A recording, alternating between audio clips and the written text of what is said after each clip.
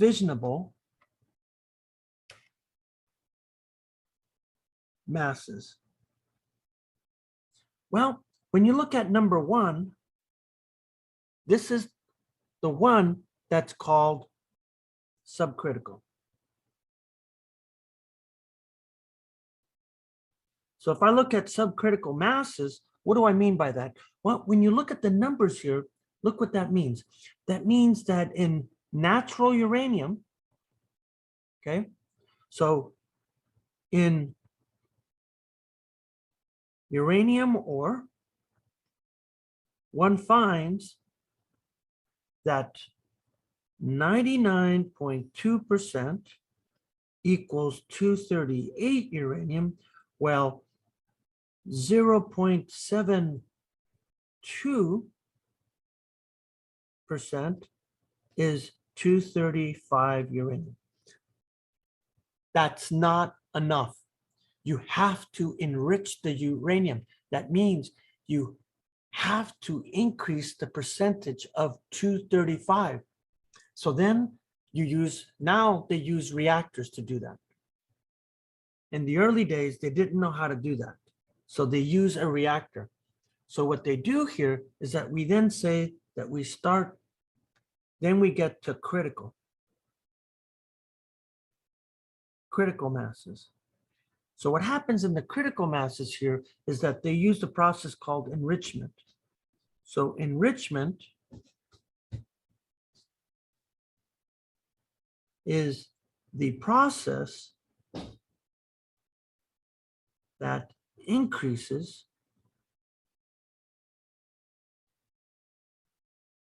the percentage of 235 uranium. So if you go to if you do this here, look at what you get. So a reactor grade is somewhere between here. So for a reactor grade, and remember that nowadays they use reactor grade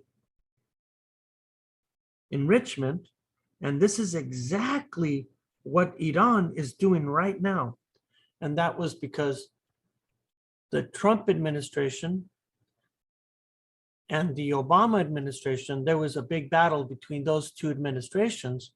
And the Trump administration essentially pulled out of that treaty.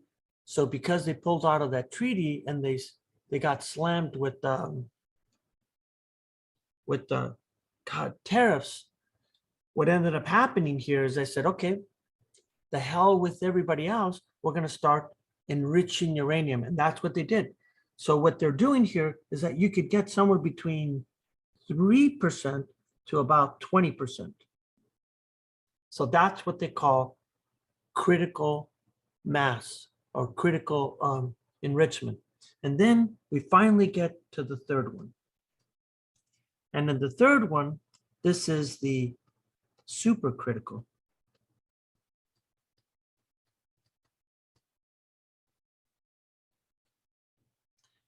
And when you look at the supercritical enrichment process now it's a different story here.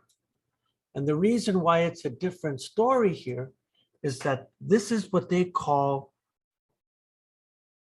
this is highly enriched. Ooh, I didn't spell that right. Enriched uranium.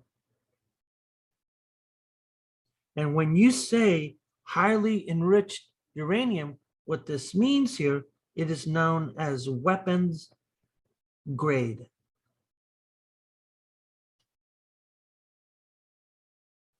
And what you typically find here is that it's going to be somewhere.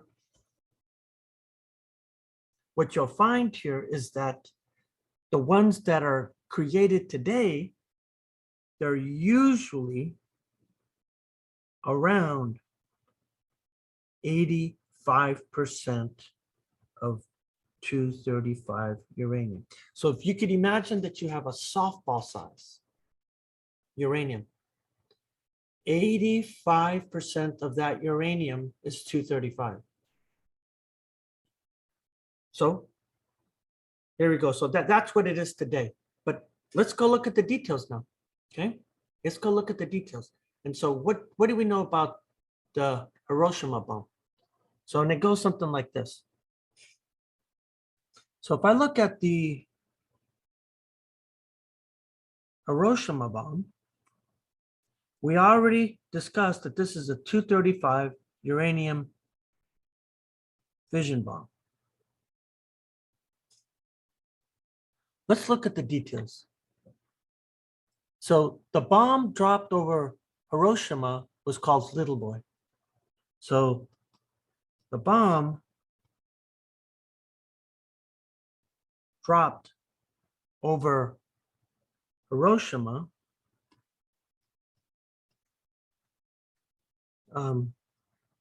was Little Boy. And when you looked at Little Boy had what? It had 140 pounds of 80% enriched 235 uranium. And then check this out. Look at that. 140 pounds. Check out this number. Only, no, let's not write it this way. Less than 4 pounds underwent fission. Think about that. Just think about that. Less than 4 pounds went fission. And so what you see here is that then what happens here? So the explosion transforms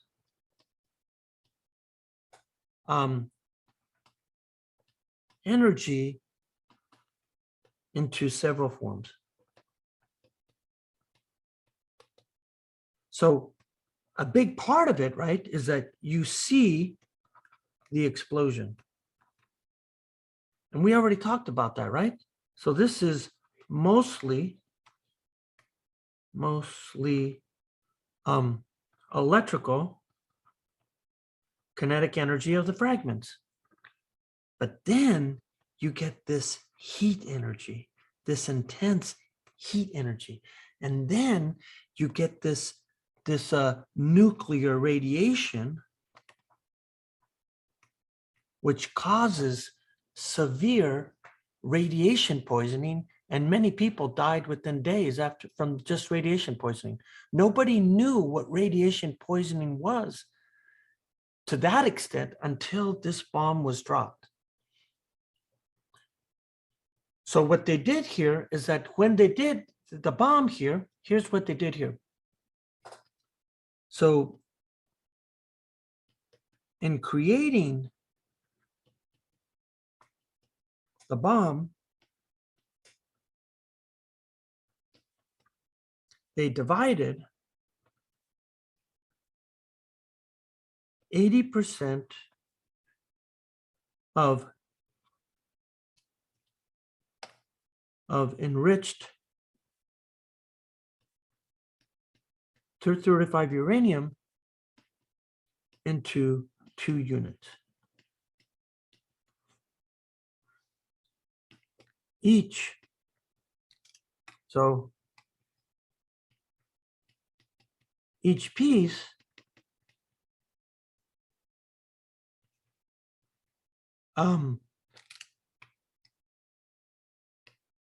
was a mass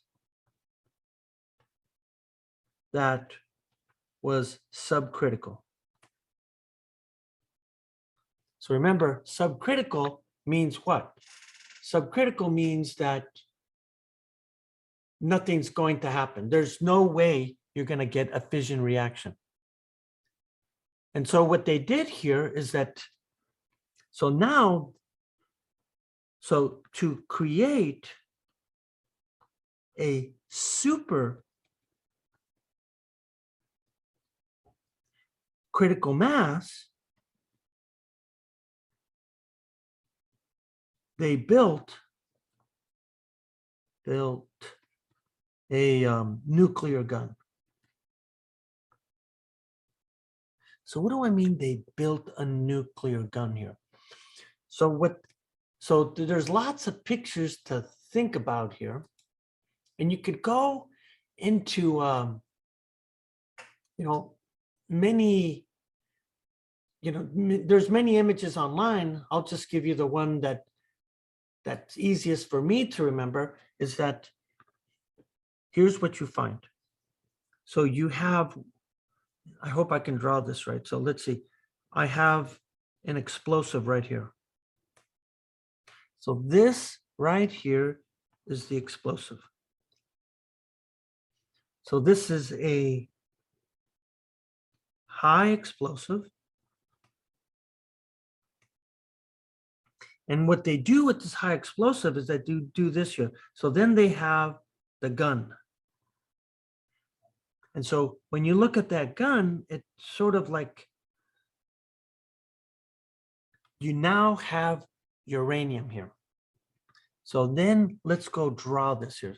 So what you're finding here is that this is the gun right here. So what they do here is that here's a piece that's subcritical. And I should be very careful how I draw this, because I'm going to try to, I can't, here, I'm going to draw this a little bit bigger.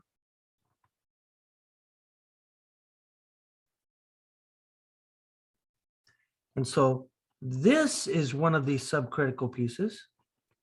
And then there's another subcritical piece that looks like this. So that this guy fits exactly into that hole right there.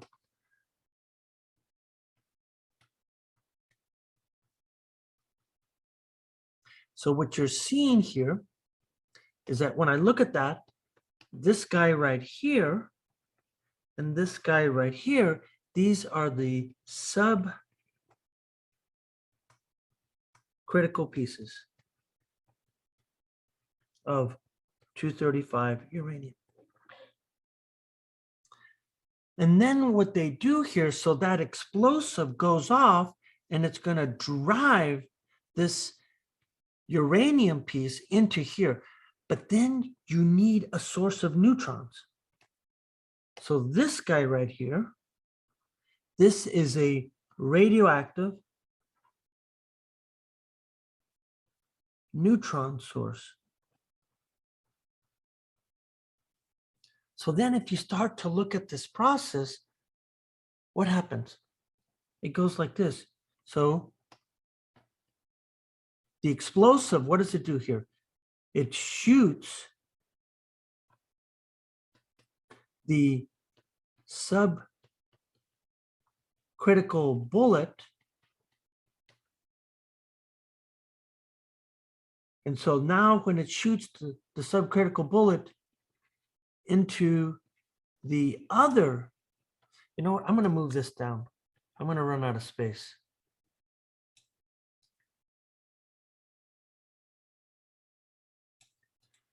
Into the other subcritical piece. So when you do that, you now has a supercritical mass. And then the neutron source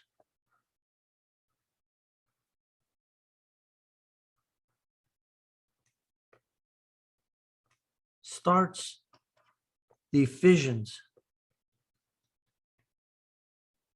And so almost immediately,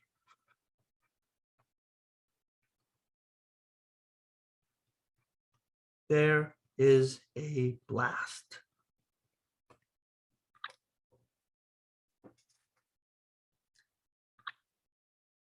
Yeah. So that's what happens right there.